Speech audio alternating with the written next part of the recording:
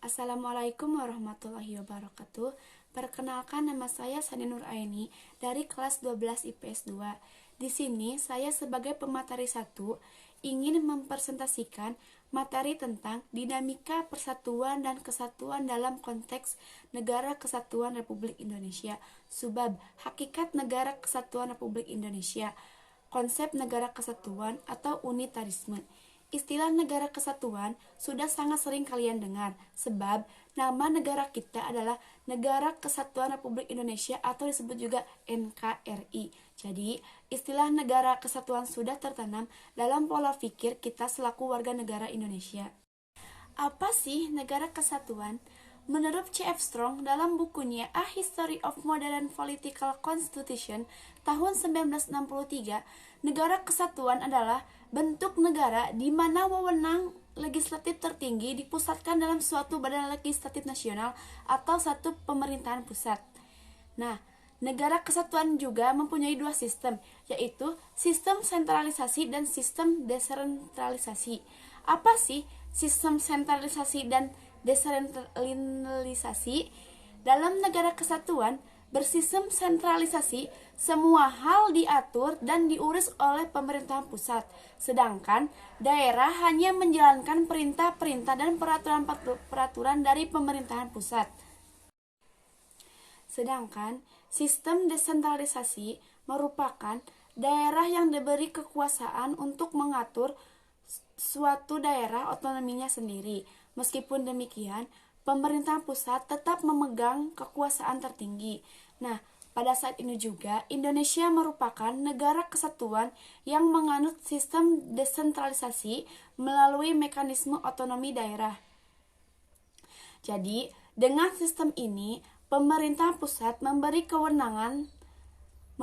sebagian kewenangan pemerintahan kepada daerah otonomi seperti provinsi, kabupaten, atau kota. Akan tetapi ada kewenangan yang tidak diberikan kepada daerah, yaitu kewenangan dalam politik luar negeri, agama, yutisi, pertahanan dan keamanan, moneter, dan fiskal nasional.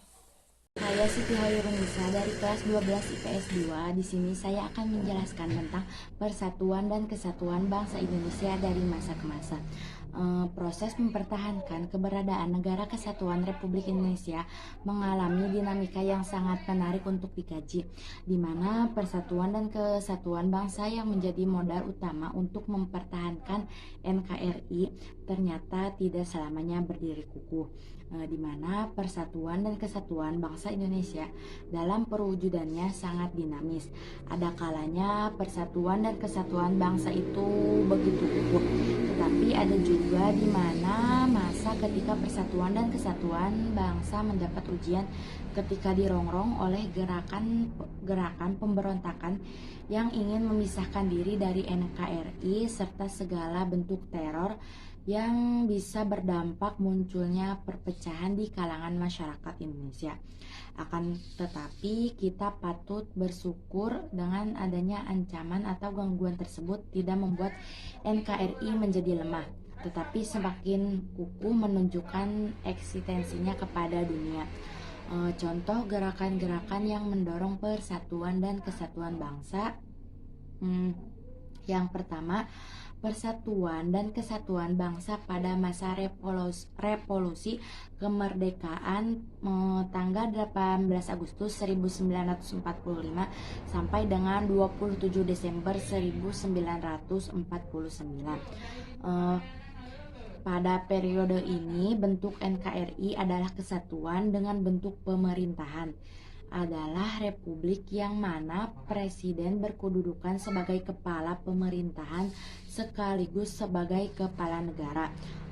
Sistem pemerintahan yang dipakai adalah sistem pemerintahan presidensial.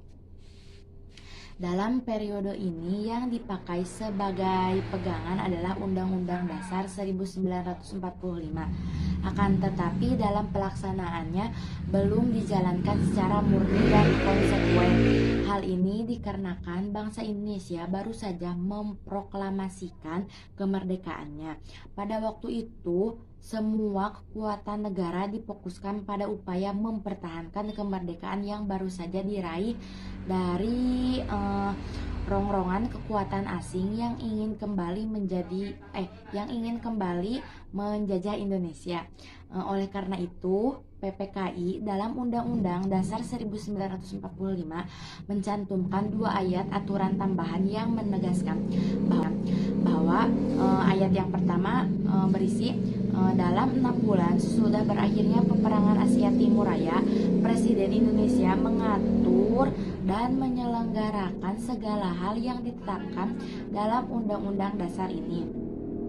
Terus yang ayat kedua berbunyi, dalam 6 bulan setelah Majelis Permusyawaratan Rakyat dibentuk, majelis itu bersidang untuk menetapkan Undang-Undang Dasar. Persatuan dan Kesatuan Bangsa pada masa demokrasi liberal.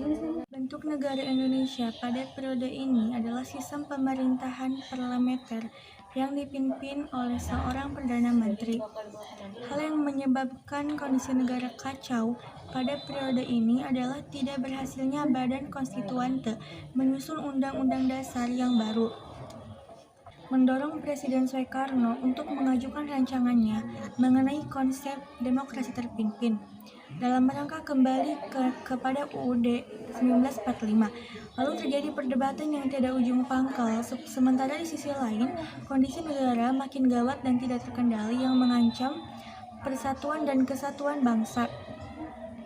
Kondisi tersebut mendorong Presiden untuk menggunakan wewenangnya, yakni mengeluarkan dekret Presiden tanggal 5 Juli 1959 yang berisi 1.